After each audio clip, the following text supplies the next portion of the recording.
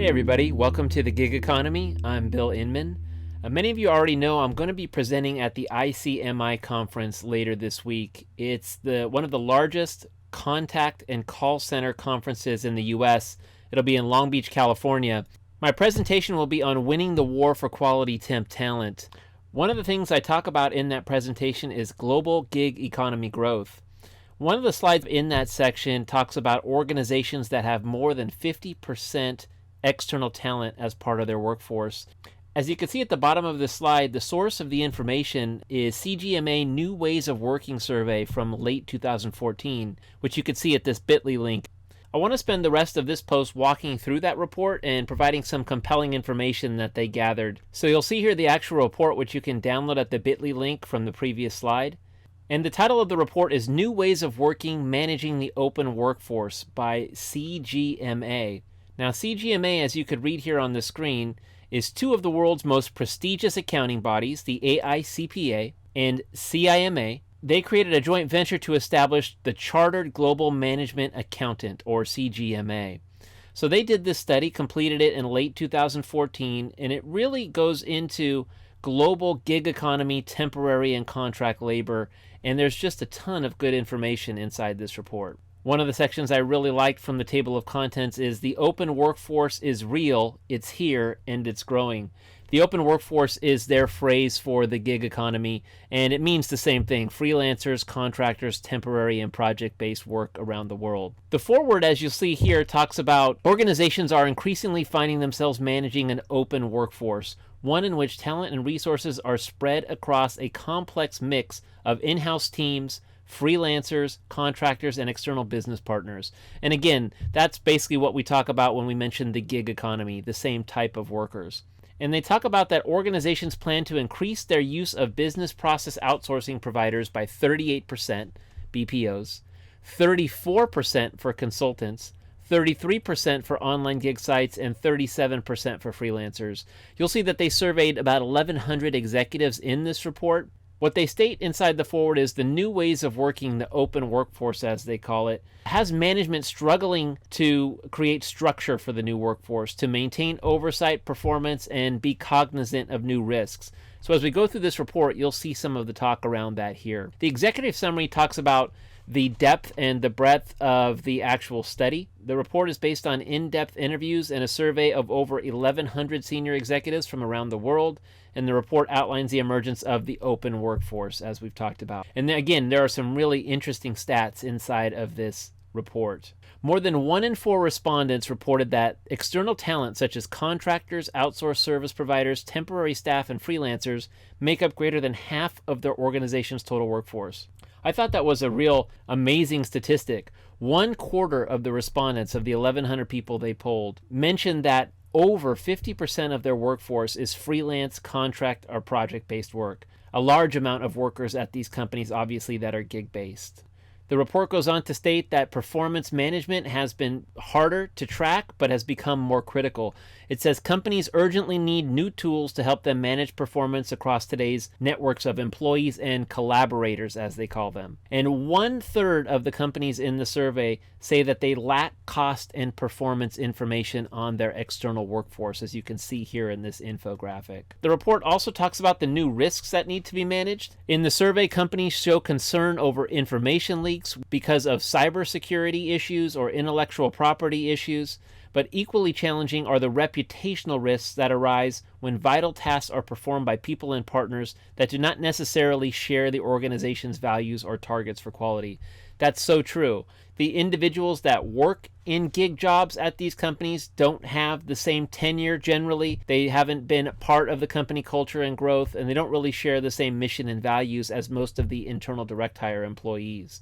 So concerns really for these executives include information leaks and IP theft. Now, I think one thing that continues to be lost in these risks are the co-employment risks that come from employing and utilizing these workers in concert with an external provider who in the US and California definitely, are often held as co-employers, meaning if the outsource partner or the client company don't employ the worker properly, both could be liable for those actions. In the introduction of the report, they use the term off the payroll to signify gig economy and project-based workers, and a move to a more dynamic talent base. So moving workers from payroll-oriented internal direct hires to more dynamic and external. And they, again, reference in the introduction contractors, freelancers, and outsource providers as part of the open workforce, or the gig economy as we call it. And here's the subsection titled, "The Open Workforce is Real, It's Here, and It's Growing." There's an interesting stat here that states that 71% of the respondents say 1/5 of their workforce is external. 20% of their workforce is not internal direct hire employees. Now, in the report, they talk about the factors behind this movement to the gig economy, and globalization they point toward being a key force in this movement. The report also points to digitization as a major global trend that is pushing the adoption of the open workforce, as they call it. And that includes the ability for workers and managers to hold virtual meetings, share online workspaces, leverage cloud technology and mobile technology to do their work. All these forces are coming together kind of into one tipping point of work, making it very easy to engage workers like never before. Now, in the section of the report entitled "The Open Workforce Around the World," this is the chart that I use in my ICMI presentation that I'll be giving later this week. And it talks about how US and Canada use the most external workers. And you can see that in late 2014, at the time of this report, 38% of companies use 50% or more external talent from the respondents of the survey. And they expect that by 2019, 5 years after the report was released, that 45% of US companies would be leveraging more than 50% of their workforce as gig workers. Europe also is showing strong growth over the next 5 years, moving from 27% usage of 50% or more of external talent to 36% in 2019.